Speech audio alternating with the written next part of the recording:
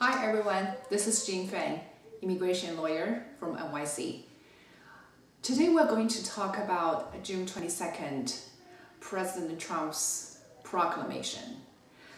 This is the expansion and extension for his proclamation announced on April 22nd. There are a lot of rumors before this one came out, such as H-1B's filing fee is going to be $20,000, H-4 EAD is going to be canceled, and OPT is going to be canceled at all, or H-1B and OPT program will be suspended for 1 year. There are a lot of versions of it, and that has made a quite stir in the society. But fortunately, this proclamation has no mention of those issues, so it's a little bit relief. However, it's an extension and expansion for his previous visa program suspension.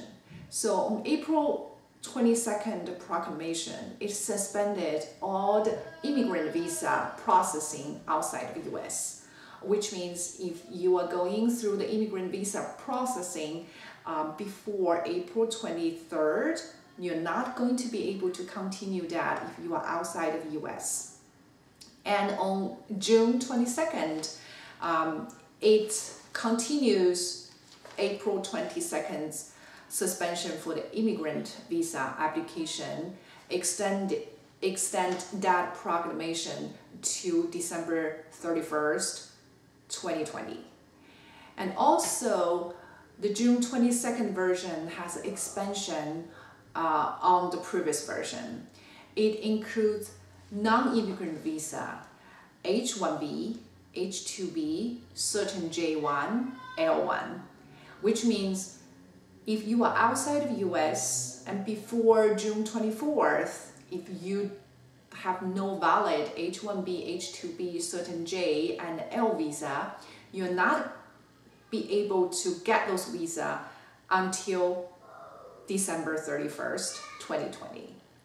So that's the scope of the June 22nd proclamation. So what are group of the people that will be impacted? First of all, if you are outside of the US.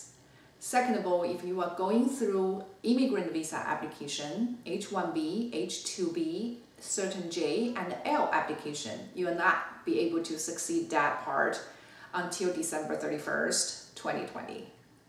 However, if you are outside the US, but you already have a valid non-immigrant visa, no matter what kind of visa it is, you will still be able to travel to US by using the valid visa, so you will not be impacted.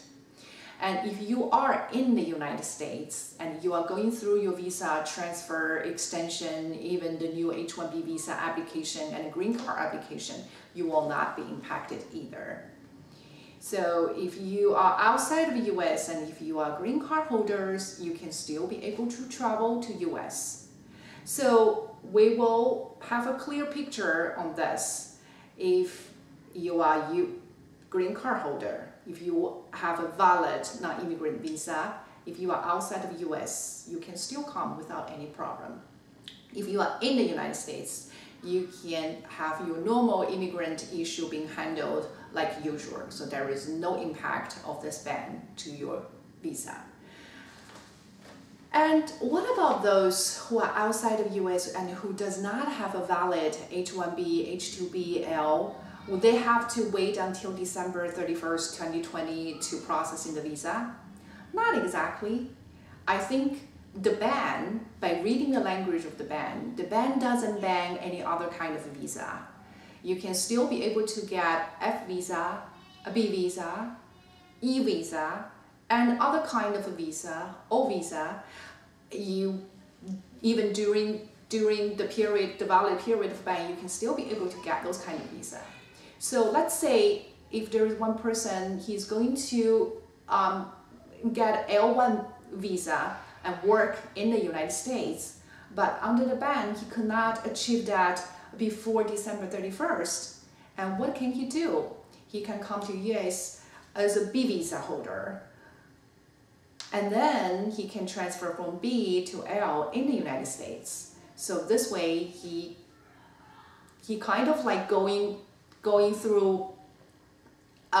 his road, but he has to do a little bit detour to achieve his goal because of the ban.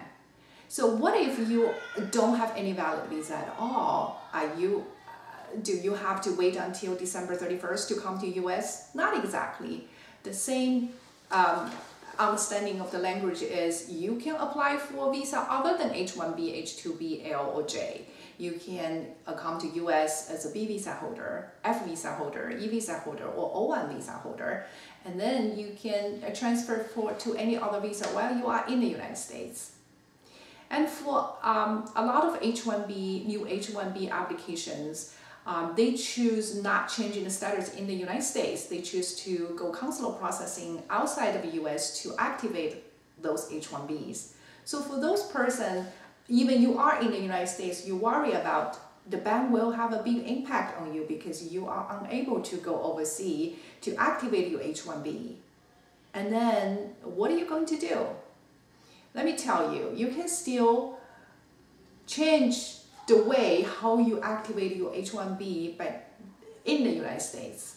File another H1B, ask you change your status in the United States. And if your H1B is approved, and you can change to H1B without leaving the country. Although this ban has very limited scope, we should foresee there are a lot of more to come because Trump's the whole immigrant policy is to send a message to globally that foreigners are not welcome to the country.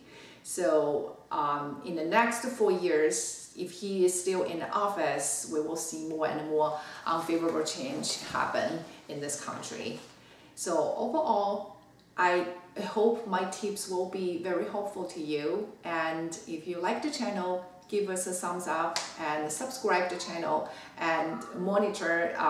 We will give you all the updates and all the news and all the tips we could to help you go through the processing. It has been a difficult year for all of us. Thank you.